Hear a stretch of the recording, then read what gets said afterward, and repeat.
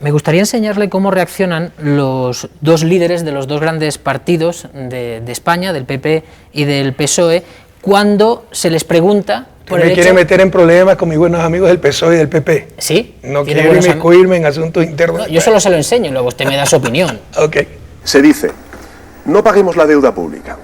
Bien, eso queda bien como titular, podemos analizar el titular, pero ¿qué pasaría el día siguiente? Bueno, pues el día siguiente lo que pasaría es que pues la educación pública caería, que la sanidad pública caería. Esto es lo que está proponiendo el populismo precisamente a la ciudadanía. Yo lo que digo es, seamos razonables. Lo que es difícil es gobernar y pagar lo que gastas y no vivir de dinero ajeno. Algunos dicen, bueno, luego pedimos una reestructuración de la deuda.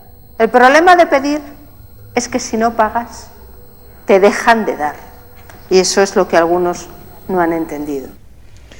Si no pagas, te dejan de dar. Lo mismo nos decían a nosotros, nos decían populistas y todo eso. Pero si estoy pagando mucho más de lo que recibo, ¿qué tengo que perder? Y cuidado, no es estafar a nadie, no es falta de seriedad.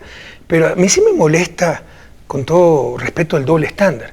O sea, decir, oiga, estoy en crisis, reestructúrame la deuda, esperemos un poco para pagarle o no le pago, es gravísimo.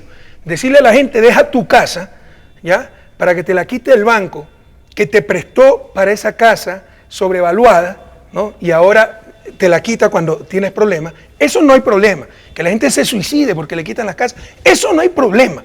Pero que quedemos mal, entre comillas, frente a los banqueros internacionales, en sus cócteles, el Fondo Monetario, frente al capital financiero, eso sí es terrible. Esto es pura ideología, esto no es técnica, no es nada. Incluso puro, yo le diría, estereotipos y esnovismo. Si no hago esto, me van a decir populista. Que no digan lo que quieran, pero aquí en Ecuador actuamos en función de la gente, no del capital financiero. Se utiliza el término populismo, ¿sí?, cuando se aplican recetas como las que populismo es el término de las élites cuando no entienden lo que está pasando.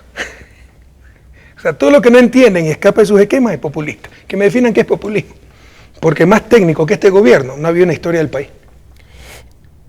Usted dijo, amenazó a la banca española que si ciudadanos ecuatorianos se veían sometidos a cláusulas abusivas en sus hipotecas, que usted iba a actuar e iba a denunciarles. ¿Lo ha tenido que hacer? Se han defendido centenas de ciudadanos, tenemos abogados en nuestros consulados, en nuestras embajadas. Hemos logrado lo obvio, que la garantía extinga la deuda, es decir, que sea dación de pago, si no pierde el sentido de garantía. Y hemos también logrado acuerdos, por ejemplo, que se pueda seguir viviendo en la casa, pagando un arriendo, que puede ser después, superada la crisis, imputable a la compra de la casa, y que se declaren nulos contratos con cláusulas abusivas. El mismo sistema teníamos en Ecuador y, por supuesto, apenas nos enteramos, reformamos esas leyes. Para eso sirve el poder político bien utilizado, para actuar en función de los ciudadanos. Por tanto, cuando un ciudadano ecuatoriano vuelve de España a su país con deudas contraídas con un banco, ¿no tiene que temer a que le embarguen ninguno de sus bienes? Sí, a ver, hablamos de dos cosas distintas. Si un ciudadano ecuatoriano compra una casa y no puede pagarla, entrega la casa y se extingue la deuda. Es decir, la garantía es dación de pago. Pero usted sabe que los españoles no lo pueden hacer. Pero, no hay dación en pago. Eso existe en el derecho anglosajón, Estados Unidos, etc. Y es lo lógico, lo económicamente correcto, porque si no pierde el sentido la garantía. Pero en todo caso, también había la duda de que había un banco ecuatoriano que quería comprar la deuda de los ecuatorianos titularizada y ejecutarla acá. Ya tomamos la medida para que eso no sea posible. Cuando ustedes dejan de pagar parte de esa deuda, supongo que siguen emitiendo deuda y necesitan que sean otros los que se les compren esa deuda. Los mercados financieros son hasta chistosos algunas veces, ¿no? Es como una chica un poco vanidosa, que si uno muestra mucho interés, se hace más difícil todavía, ¿no?, de llegar a ella. Pero cuando uno se hace el desinteresado, tal vez la chica es la que llama al chico, etc. Así son los mercados financieros. Los tratamos muy duro, ahora nos buscan para darnos crédito. Y el país tiene la más alta calificación de crédito de su historia, la mejor calificación. Eso de la AAA y esas cosas. Sí, esas AAA, triple B, triple C, yo no creo en esas cosas. Sí abarata por ahí un poco el financiamiento, pero tenemos la mejor calificación de la historia reciente. Creo que usted cuando llegó también se puso muy duro con las grandes compañías petrolíferas que operaban en Ecuador. Pero si saqueaban al país. Saqueaban. No había quien defendiera al país, todo estaba conectado. Eran las mismas élites, así sean empresas transnacionales, se las arreglaban para que sus abogados fueran los ministros de Estado y todas esas cosas. Entonces, por ejemplo, se calculaba que de cada 100 barriles solo nos quedaban 20 para el país, el dueño del recurso. 80 se iban en costo de producción, obviamente, pero en utilidades de estas empresas. Hoy la relación es la inversa. Imagínense cuánto nos quitaban. Ahora 80 barriles de cada 100 quedan para el dueño del recurso, que es el pueblo ecuatoriano. O sea, pusieron ustedes las normas para esas negociamos empresas. Los contratos petroleros, nos demoramos 3 años. Se nos fueron 4 empresas, nos pusieron juicio internacional. Decayó grandemente la producción privada, pero no nos vencieron hasta que logramos renegociar esos contratos, y eso, más aún con la subida de precios, le dio miles de millones de dólares al país. ¿Y tuvieron que expropiar alguna empresa petrolera que no les hiciese caso? Bueno, las que se fueron, pues nos dejaron los campos, ¿no? Y los seguimos operando. Pero no llegaron a la expropiación, porque Bueno, se fueron ya directamente. Entonces los contratos decían, si se acababa la concesión, pues eso pasaba a propiedad pública y lo operaba la empresa pública, Petroamazonas. Creo que actualmente los que más compran deuda ecuatoriana han sido los chinos, el gobierno chino. Sí tenemos bonos, pero China sobre todo nos financia directamente proyectos de desarrollo.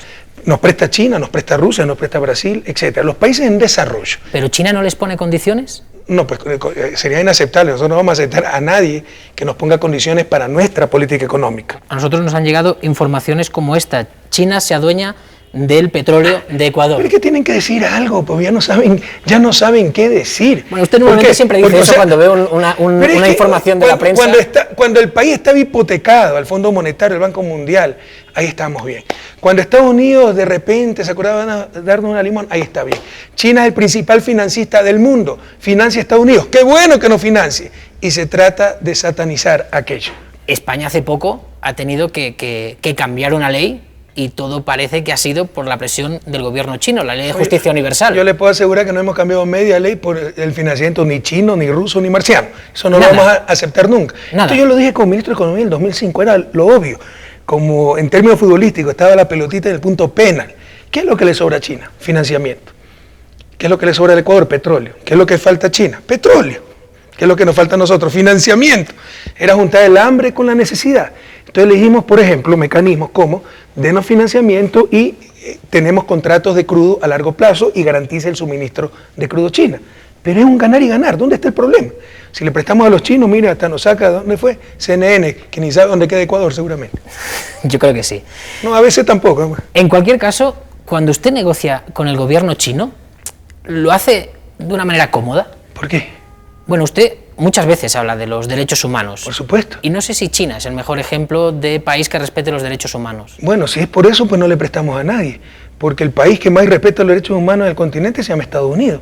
O el embargo a Cuba no es el mayor atentado a los derechos humanos. Sí, pero estamos hablando de China. No, pero yo también le estoy poniendo un ejemplo. Entonces, cuando prestamos a Estados Unidos no había problema. Me parece fantástico. Oye, si yo no le voy a defender a Estados Unidos. Jamás vamos a estar con los atentados a los derechos humanos, si es que es correcto lo que usted dice sobre la situación china. Bueno, cuando uno está haciendo negocios con uno de los países que está en la delantera de la aplicación de la pena de muerte, pues no sé si en ese momento ¿En Estados Unidos no hay pena de muerte? Sí, por supuesto. Entonces, Unión Europea que no comercie pues con Estados Unidos. Presidente. Demasiada doble moral, mi querido George.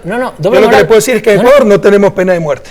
Nosotros, mire, somos muy éticos, pues estamos muy pragmáticos, estamos hablando de financiamiento. Cuando se va a hablar de derechos humanos, tomaremos las medidas que sean necesarias. Cuando uno se ve negociando con según quién, no sé si usted debe pensar, hostia. Bueno, usted no va a negociar con España, porque con todo respeto, ¿qué mayor atentado a los derechos humanos que la gente se suicide pues porque le quitan la casa? Entonces tampoco vamos a negociar con España.